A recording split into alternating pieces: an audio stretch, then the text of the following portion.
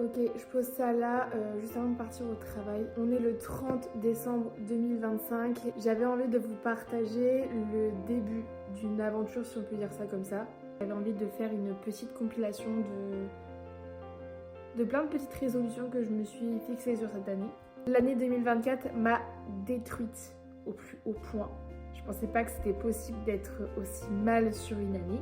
D'avoir enchaîné les péripéties, d'avoir enchaîné les plus dures histoires à affronter. C'était clairement une montagne russe. J'ai été énormément déçue de beaucoup de personnes. L'année 2025, je me suis fixée d'être un peu plus heureuse que 2024 et faire preuve de maturité, encore plus que je le suis. 2025 m'a étonnée.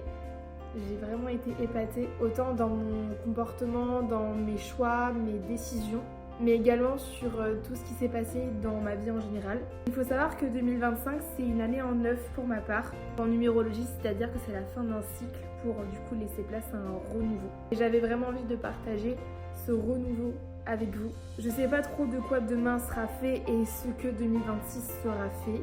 Mais en tout cas, ce qui est sûr, et ça je peux le promettre à moi-même, je ferai tout pour être heureuse, prendre les meilleures décisions pour ma route, pour mon chemin. Je sais qu'il va y avoir des moments où je n'aurai pas les épaules pour affronter ce qui se passera. Mais je me promets de me relever toujours plus forte, comme je l'ai toujours été.